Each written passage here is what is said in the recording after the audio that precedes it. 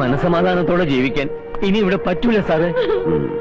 വെട്ടിയത് ഇവനെയാണെങ്കിലും കൊണ്ടത് എനിക്കാണ് നോക്കാം. അവരെത്ര പേരുണ്ടായിരുന്നു? 2-3 പേരുണ്ടായിരുന്നു.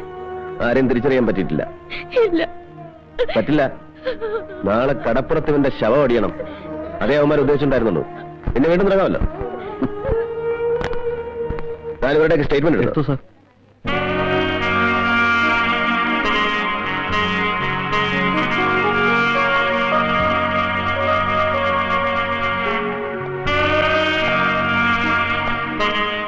ഞാൻ ആള് പിടിക്കുകയാണല്ലോ.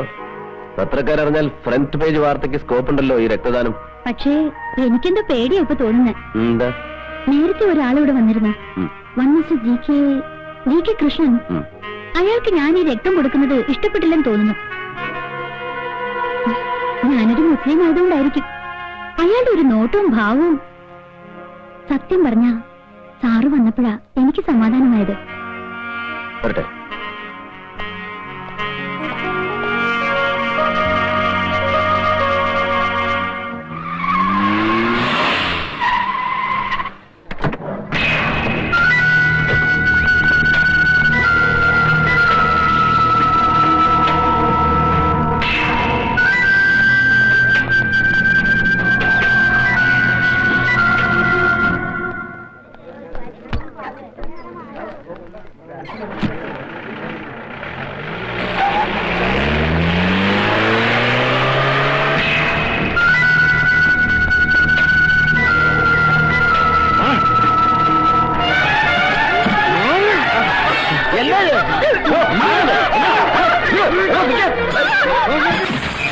മുസ്ലിമിന്റെ രക്തം ഹിന്ദുവിന്റെ ശരീരത്തിൽ ഓർമ്മ.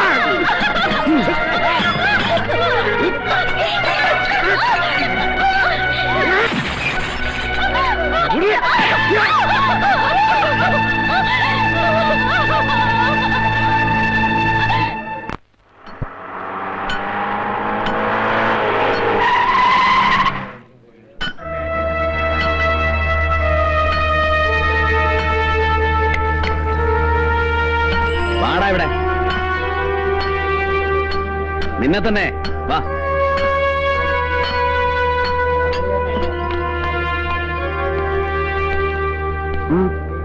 വണ്ടിയിലോട്ട് കയറി.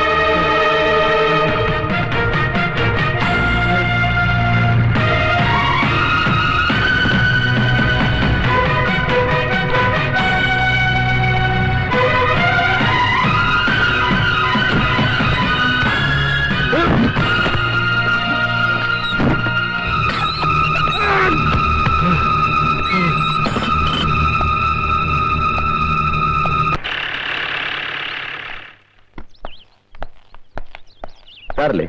ഇക്കൊക്കെ പോയല്ലോ. ഓ, കോളേജിലേക്കാണോ? കയറി, ഞാൻ ഡ്രോപ്പ് ചെയ്യാം.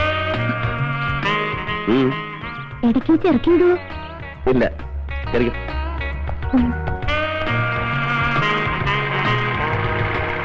ഇന്നലെ തനിക്ക് വല്ലതും പറ്റിയോടോ?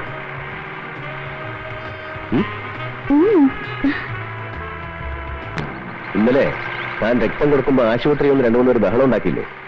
അവരെ കണ്ട ഒന്നാം സാക്ഷിയാ താൻ. ചിലപ്പോ കോടതി വന്നൊന്ന് സാക്ഷി പറയേണ്ടി വരും.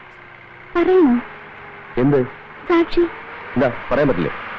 ഞാനൊരു പെണ്ണല്ലേ? അതിനെന്താ? കൂടെ പോരുവോ? എന്തിനു? സാക്ഷി പറയാൻ കൂട്ടിന് പോരുവോന്ന്.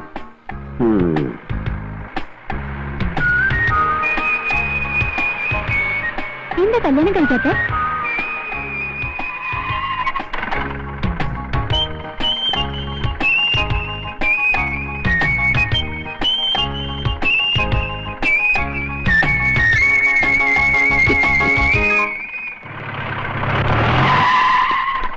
എന്താടോ ഇവിടെ? RC ബുക്ക് ചെക്ക് ചെയ്യായിരുന്നു. ഈ കുട്ടിന് കോളേജ് കണ്ടോട്. അല്ല സാർ, ഈ മന്ത്രിയുടെ പെങ്ങൾക്ക് കോളേജിൽ പോകാനുള്ള അല്ല പോലീസ് ജീപ്പ്, അവളെ കോളേജിൽ കൊണ്ട് വിടാനുള്ളവനല്ല പോലീസുകാരനും ഇടിയേറ്റെന്ന് സാർ പറഞ്ഞത്. അതെ, ഇടിയേറ്റെന്ന് പറഞ്ഞാൽ എന്താ തെറ്റ്? ഇറങ്ങിക്കോളൂ, ഒന്നുകൊണ്ട് വിടറോ.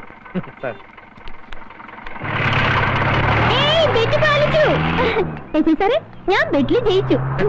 ഞാനൊരു പഴയ പഴഞ്ചൊല്ലി ഓർത്തു പോയതാ. അമ്മായി അമ്മയ്ക്ക് അടുപ്പിലും ആകാം, മരുമകൾക്ക് പറമ്പിലും പാടില്ല എന്നുള്ളത് എത്ര സത്യമാണെന്ന്. എന്ത് ചെയ്യും? വണ്ടി എടുക്കണോ? ആരാ വണ്ടി ചാരിയിരിക്കുന്നത്? മാറിയടാ.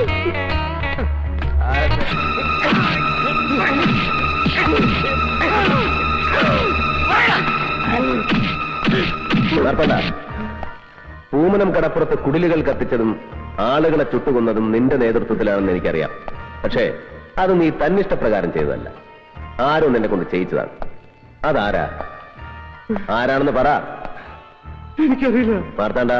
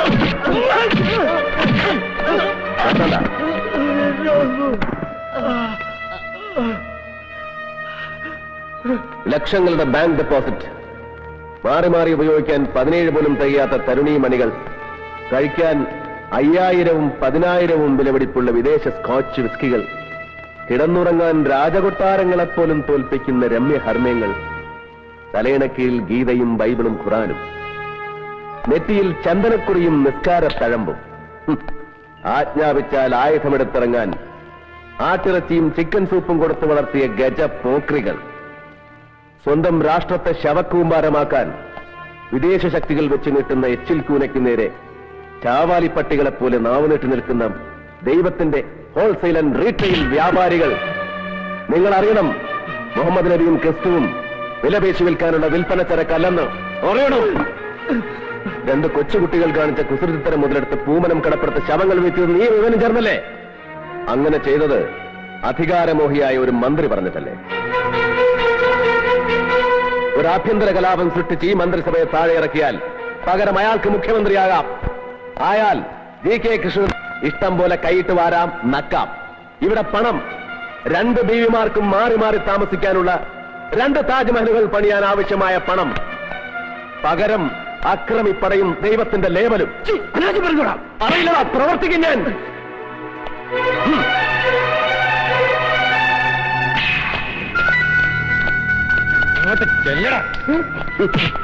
പാവം ആ മന്ത്രിയുടെ പേര് മാത്രമേ ഇവൻ അറിയില്ല.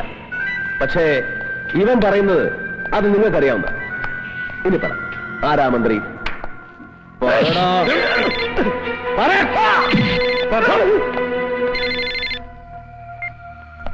യെസ്, എന്താ സാറേ കാര്യം?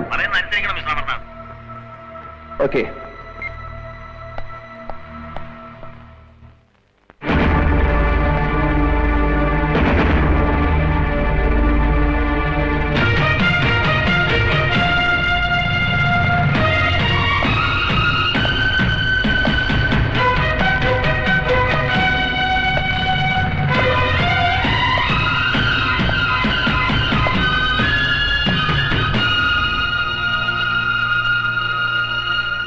എന്റെ കണക്കുകൂട്ടലുകളൊക്കെ തെറ്റിച്ചു വന്നല്ലോ താൻ. GK കൃഷ്ണനെയും ഖാദർ സാഹിബിനെയും പോലുള്ളവരെ അവരെത്ര വലിയ ക്രിമിനൽസ് ആണെന്ന് ബോധ്യപ്പെട്ടാലും അറസ്റ്റ് ചെയ്യുന്നതിന് മുമ്പ് തനിക്ക് എന്നോടൊന്നും ആലോചിക്കാൻ വരുന്നില്ലേ? ഇയാൾ പറയുന്നു അയാളോടൊന്നും ആലോചിച്ചിട്ടില്ലെന്ന്. ശരിയല്ലേ? അതിന് മഹാന്മാരായ രണ്ടുപേർക്ക് പരമവീര ചക്രം കൊടുക്കുന്ന ചടങ്ങൊന്നും ഇവിടെ നടന്നില്ലല്ലോ സർ. 2 തേർഡ് റേറ്റ് ക്രിമിനൽസിന്റെ അറസ്റ്റല്ലേ നടന്നത്? ക്രിമിനൽസ് എന്ന് അത് ശരിയാ. എന്റെ അഭിപ്രായം 2 മതങ്ങളുടെ പ്രധാനപ്പെട്ട ഒരു പ്രാധാന്യമില്ല സർ. ഞാൻ അന്വേഷിച്ചിടത്തോളം അവരൊരു സംഘടനയുടെയും ഔദ്യോഗിക ഭാരവാഹികളല്ല. അവരുടെ കൂടെയുള്ളവർ വിശ്വാസികളുമല്ല. ഒരു കൂട്ടം ഗുണ്ടാ സംഘങ്ങളാ. അവരാർക്കൊക്കെയോ വേണ്ടി. Amarnath, you come to the point. GK കൃഷ്ണന്റെയും ഖാദർ സാഹിബിന്റെയും അറസ്റ്റിനെ കുറിച്ച് സംസാരിക്കാനാണെങ്കിൽ സോറി സർ. കണ്ടോ, ഇതാ ഞാൻ പറഞ്ഞത്. വേണ്ട, തൽക്കാലം ബഹുമാനപ്പെട്ട മന്ത്രി ഒന്നും പറയണ്ട. മന്ത്രിസഭയുടെ പ്രതിച്ഛായ തകർക്കുവാനും അതുവഴി അധികാരത്തിലേറുവാനും വേണ്ടി ആരോ മനഃപൂർവ്വം കളിച്ച കളിയുടെ പരിണിത ഫലമാണ് പൂമനം വർഗീയ കലാപമെന്ന് മന്ത്രിസഭയിൽ ഘോരഘോരം പ്രസംഗിച്ച മന്ത്രിമാരാണ് നിങ്ങൾ. ശരിയാണ്, കളിച്ചിട്ടുണ്ട്. വേറെ ആരുമല്ല, ഈ മന്ത്രിസഭയിലെ ഒരു മന്ത്രി.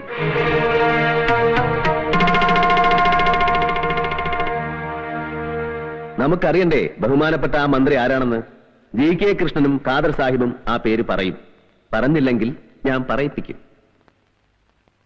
ഡൽഹിയിലെ അധോലോക സംഘങ്ങൾക്ക് കേരളത്തിലെ തീരപ്രദേശങ്ങളിൽ ആയുധക്കള്ളക്കടത്തിനായി പതിച്ചുകൊടുത്ത ജനാധിപത്യത്തിന്റെ ആ കാവൽമാലാക്കയുടെ പേര് ഇന്നല്ലെങ്കിൽ നാളെ ഞാൻ പുറത്തു കൊണ്ടുവരും. അതൊക്കെ ഒരു വെറും സർക്കിൾ ഇൻസ്പെക്ടറായ തന്നെ കൊണ്ട് കഴിയുമോ മിസ്റ്റർ അമർനാഥ്? മാത്രമല്ല, ഇപ്പോഴത്തെ പ്രശ്നം താനുണ്ടാക്കിയ ഊരാക്കുടുക്ക് എങ്ങനെ അഴിക്കാൻ കഴിയുമെന്നുള്ളതാണ്. GK കൃഷ്ണനെയും ഖാദർ സാഹിബിനെയും അറസ്റ്റ് ചെയ്തതിന്റെ പേരിൽ നാട് മുഴുവൻ പ്രതിഷേധം ഇരമ്പുകയാണ്. അത് കണ്ടില്ലെന്നടിക്കാൻ ഈ മിനിസ്റ്ററിക്കാവില്ല. ഒരു ലഹള പൊട്ടിപ്പുറപ്പെട്ടാൽ അത് തടയാൻ തന്നെ കൊണ്ട് കഴിഞ്ഞൊന്നും വരില്ല. അതുകൊണ്ട് GK കൃഷ്ണനെയും ഖാദർ സാഹിബിനെയും വിട്ടുകൊടുക്കുക. That's all. നോ. ആഭ്യന്തരമന്ത്രിയല്ല കേസ് ചാർജ് ചെയ്യുന്നതും പ്രതികളെ തീരുമാനിക്കുന്നത്. ഇനി അങ്ങനെ വല്ല അധികാരവും ഉണ്ടെങ്കിൽ ഒരു കഷ്ണം വെള്ളക്കടലാസിലേക്ക് എഴുതി തന്നാൽ മതി ആ order. What rubbish are you talking? Yes sir, എനിക്ക് മനസ്സിലായി. സാർ ഇപ്പൊ കാണിക്കുന്നത് 3ാംകിട രാഷ്ട്രീയക്കാരന്റെ ഉളുപ്പില്ലാത്ത കരണം മറിച്ചില്ല. അമർനാഥ്, വ്യക്തിപരമായി ഞാൻ നിങ്ങൾക്ക് തന്ന സ്വാതന്ത്ര്യം എന്റെ തലയിൽ കയറിയിരിക്കാനുള്ള ലൈസൻസ് ആണ് ധരിക്കരുത്. നിങ്ങൾക്ക് അവരെ വിടാൻ ബുദ്ധിമുട്ടാണെങ്കിൽ നോക്കിക്കോ, 24 മണിക്കൂറിനാണ് ഞാൻ അവരെ പുറത്തിറക്കും. You get out. Home minister Abdul Rahim ആദർശമുള്ള ആൺകുട്ടിയാണെന്ന് ധരിച്ച് എനിക്ക് തെറ്റി. I am thoroughly mistaken. പക്ഷേ ആ തെറ്റ് ഞാൻ തിരുത്തിയേ മതിയാവും. കാണാം. അമർനാഥ്, തോൽക്കുമെന്ന് അറിഞ്ഞുകൊണ്ടൊരു യുദ്ധം നയിക്കരുത്. പിന്നീട് നിങ്ങൾക്ക് ഒരുപാട് കരയേണ്ടി വരും. സ്വന്തം അച്ഛന്റെ ശവശരീരം പഴമ്പായിൽ പൊതിഞ്ഞ് ഏറ്റുവാങ്ങുമ്പോഴും കരഞ്ഞിട്ടില്ല സർ. രക്തം തുടിച്ചിട്ടേ ഉള്ളൂ. ആ തന്തയ്ക്ക് പറഞ്ഞ മകൻ തന്നെയാണ് പറയുന്നത്. ഇതിന്റെ പേരിൽ എനിക്ക് എത്ര കരയേണ്ടി വന്നാലും ആ ദേശദ്രോഹികളെ ഞാൻ കോടതിക്ക് മുമ്പാകെ ഹാജരാക്കും. That's my duty and moral responsibility.